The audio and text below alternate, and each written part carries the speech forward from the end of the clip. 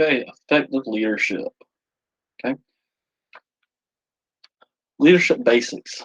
Leadership is defined as the action of leading a group of people, or an organization.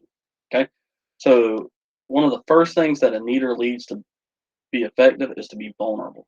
This means that you allow others to see others in and see you and your flaws. Okay, so this is not being afraid to be imperfect. Okay, so you got to be vulnerable with the people that you're leading. They need to know that you care, that you're compassionate, that you're honest. So they need to be able to trust you. Okay, so those are just some basic things that any leader needs. And do you build that culture of trust and honesty and vulnerability? Because if the people you're leading see that you do make mistakes and that you learn from your mistakes, they'll be more willing to take the risks and do the things necessary to improve and move an organization forward. So emotional intelligence is this. It's just to be aware of other people's emotions and how you affect them. It also means that you're aware of your own emotional state. Um, so you being aware of other people's emotions, realizing, hey, you know what, noticing if this person's okay, if this person's okay. I know that this is something I've had to develop a lot as an educator. Dealing with a classroom full of kids, not everybody's going to come in and have a great day. And so, I know one way that I display this is I scan the room, I look at facial expressions, and if, kid doesn't look or act like their normal self, then you just go over there. I just go over there and ask, "Hey, are you okay?"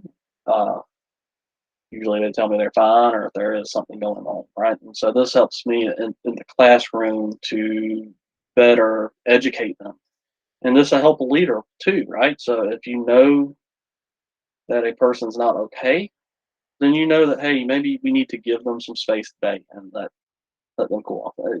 Not everybody's going to be 100% all of the time, and so it takes some wisdom to realize that and know how to deal with them. And about your own emotional state. So if somebody aggravates you, and that does happen, then you learn how to control those emotions and not bite back. One area where people tend to lash out against a pastor or the leader of an organization when they're having a bad day and something's wrong with themselves, right?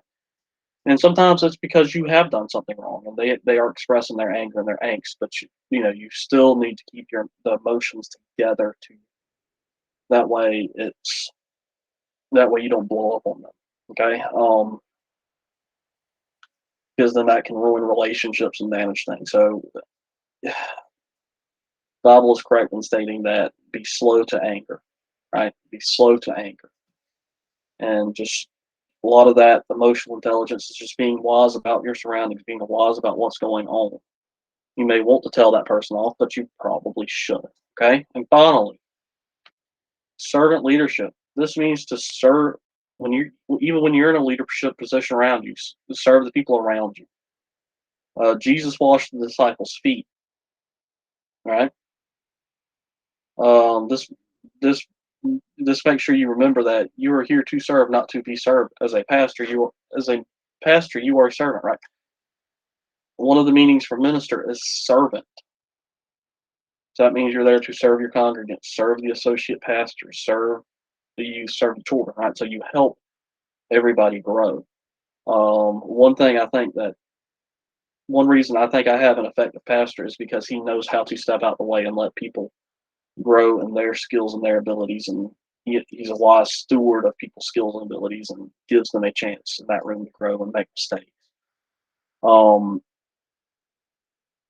so a servant leader is constantly pouring into those around him to improve their abilities. So servant leaders always finding things to help people get better. And they remember that this job is not about them or their abilities, right? So a servant leader is somebody they realize, hey, you know what, this job is not about me. And that being a minister, it's not about you. It's not about you getting up on Sunday mornings and preaching. It's about you serving God and serving the people He's put you as a shepherd over. And so that's what being a servant leader is. It's just serving those that are around you and leading through service. And when you do that, you do that properly and it's authentic, you get more buy-in and you're able to grow the ministry effectively.